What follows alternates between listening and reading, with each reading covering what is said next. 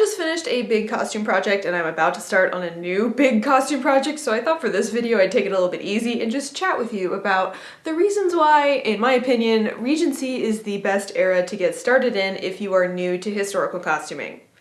And I thought I could give you some tips and ideas and resources if you want to dive into this era for yourself. I do have to start with some caveats. As usual, I'm talking about Western fashion history, pre-1930s-ish, and traditional women's wear. That's because it's what I'm most familiar with, and also according to Google, most of you watching are female, which, how do they know? And like, what about a non-binary category? Anyway, I think Regency is one of the easiest costuming eras to get into, sort of. First of all, I wouldn't describe any historical sewing as easy. Even if you are an established modern sewist, historical sewing is a different animal, often using different techniques, materials, and construction. So Regency is just easier in comparison to some other eras. Also, Regency certainly isn't the easiest era to make. That's arguably like Bronze Age, Ancient Roman, early medieval, because most of those clothes are just rectangles. Sometimes those rectangles are sewn together, sometimes not. But those really old styles aren't super popular with costumers, so they don't have as much research and inspiration that's readily available on the internet. And those early styles tend to be boxy and shapeless. In the later medieval period, you get those super tight-fitting kirtles that make you look less like a sack and more like a fantasy princess. And that's really the thing, right? Most people who get into costuming specifically, not necessarily living history or reenactment, they do that because they want to make pretty dresses and get dressed up and look pretty. And a brown wool tunic just isn't gonna do it for most people. Then again, there are a lot of beautiful dresses from the 1920s, but that's also squarely in the sack dress category. Sparkly, glittery sacks, but otherwise pretty shapeless. And again, a lot of people want to wear clothes that they feel make their bodies look good. And body image is an entirely loaded topic in and of itself, which I will touch on a bit later on, but for now let's talk about Regency style.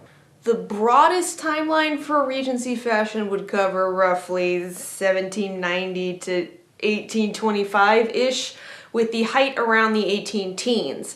The era can be broken down into like an earlier period and later period where details, embellishments, and accessories vary, but overall the empire waistline and relatively slim skirts exist throughout. I'm not going to go into super detail on the style because Enchanted Rose Costumes already made a great video on that. But this style works really well for newbie costumers for a few reasons. Most costumers would advise newbies to start a costume from the skin out, making the chemise and the stays and the petticoat and the hoops and the corset covers, and then sew the dress. But they don't make pretty fashion plates of petticoats. They make fashion plates of beautiful ladies lounging in flowing dresses, and you want to make the dress. Luckily, compared to a lot of other fashion eras, Regency doesn't have bustles or crinolines or farthingales or any of that nonsense. They did have chemises, the plain underdress that was worn under all of the other layers, but if for whatever reason you have to go to a Regency themed party and you only have time to make a dress and nothing else, in a pinch, you could just wear a long tank top. And I'm gonna say something a little controversial if you're really into accuracy, but here's a secret. You don't need stays for Regency. Okay, no, you will not get that look that can only be achieved by stays, but you could get away with wearing your bra pulled up extra high under your dress. With these styles, there's no waist shaping at all, and the skirts are pretty flowy. It's one of the only eras in early modern Western fashion history that doesn't rely on dresses fitting to a structured torso. And your stays aren't supporting any of your other outer garments, so you could just wear a bra. But one note, most Regency patterns are designed for very high bust lines, like higher than where your bust sits in a modern bra. So either make pattern adjustments to fit or pull those straps as tight as possible and hoist those puppies high. So when you have the time and skills to make stays, make them or buy them. Until then, if you just want to sew and wear a pretty dress, do it. As for petticoats, many other eras had layers upon layers of petticoats and flounced petticoats and tiered or structured petticoats. In Regency, so long as you've got like one petticoat, you're probably good. And they're not huge and poofy. You can even just make one with simple straps that go over your shoulders, and that's perfect. Regency gowns don't usually fit super tightly to the torso, and with those extra high waistlines, the only place you really need to fit is the bust and shoulders. So you don't have to worry about waist or hips, and sleeves are often full or pleated. So if you've got some big muskets, you don't have to worry about squeezing into super tight sleeves. And even if you're a person who has a large bust and often struggles to fit that area, because the Regency bodices are so short and often voluminous, I find that they're easier to alter to fit a larger bust than, say, a skin-tight bustle era bodice. I can squeeze out a Regency day dress from about 4 to 5 yards of fabric. Almost any other era, 18th century, 1850s, bustle era, I'm looking at a minimum of 7 yards. Obviously this is proportional to your size, but you get the idea. And this is one of the few eras that allows for cheap, thin, white cotton dresses. You don't need to make a silk gown or one of expensive wool for a fashionable historical look. You don't necessarily need a bunch of lace and trim, although you could add it if you wanted. And you can get 5 yards of Indian block print cotton with shipping for $35. If you want an easy Regency accessory, Regency ladies loved their really long scarves. You can buy 2 cheap pashmina scarves on Etsy or eBay and sew the 2 ends together, and you've got 1 extra long scarf to drape around and look all dramatic. You can just get some pointy-toed leather or faux leather ballet flats. You probably already own some, let's be real. You likely already own some simple jewelry like pearl earrings or necklaces. That will work. You can actually find some straw bonnet bases that work for Regency online and just decorate them with ribbons and flowers. If you want to fill in your neckline, you can make or buy a chemisette or tucker. It's basically a dicky, most often made of white fabric with some kind of collar. They just tie under the bust, so it's not a lot of fitting needed, and this is probably the one accessory that really takes a daywear Regency look from basic to the real deal. Or you could reuse an 18th century fichu and just tuck that into your dress. You can achieve a Regency look with most lengths of hair, even short hair. And the Regency is one of the few eras that works with bangs, or fringe. You just have to curl them. Even if you don't have bangs, chin-length hair curls up to make a really good length for those curly bangs. If you have long hair, you can curl the ends and wrap them over your head, around your bun, and just pin them to make the faux curly bang look. The rest of your hair you can pull up and back into a bun, and if you don't have enough hair for that, you have plenty of options for hair coverings. Women almost always wore some kind of cap during the day, even under their bonnets, which is a great way to hide a non-bun.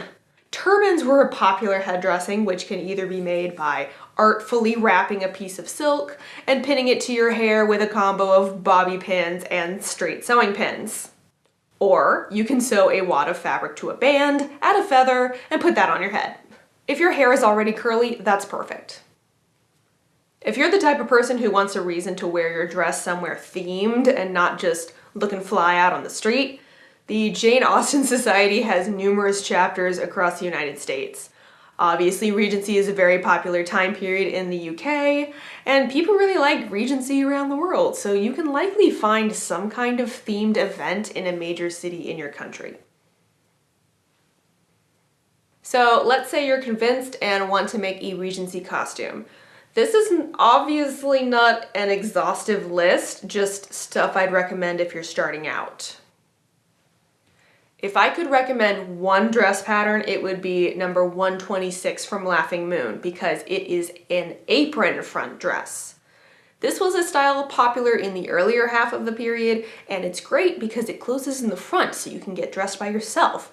And it has an interior fit adjustable bodice, perfect for those who aren't very confident in their fit abilities or those whose size fluctuates. And Laughing Moon's size range goes all the way up to a bust measurement of 56 inches, which is also great. Another fit adjustable style is the drawstring closure, and Black Snail has a gown which is front closing. I haven't made this one specifically, but I have made Black Snail's other Regency dress pattern and I love it, but that one is back closing. Past Patterns makes another front closing drawstring dress, which is quite popular, but I haven't tried it. I do not, however, recommend patterns by the big four companies like Butterick and Simplicity, as the fit can be really bad. But whatever pattern you choose, make sure to read the instructions all the way through and choose a size based on your actual measurements, not on what size you wear at the store. Redthreaded makes a set of 1790s transitional or early Regency, as well as regular Regency stays. And Laughing Moon makes a pattern for Regency stays that also includes a chemise, but really any of those free 18th century shift tutorials will work for Regency. You literally just make the sleeve shorter and that's the only difference. A note on short stays. You may have seen a lot of people making short stays, which is almost like the Regency version of a bra. They're popular with costumers because they're a bit easier and quicker to sew. Both Redthreaded and Laughing Moon have short versions of their stays. However, I've made a pair of short stays and I've noticed that whenever you wear them over a chemise, the chemise fabric tends to poof out right below the stays, which can be annoying because it then makes the front of your dress stick out.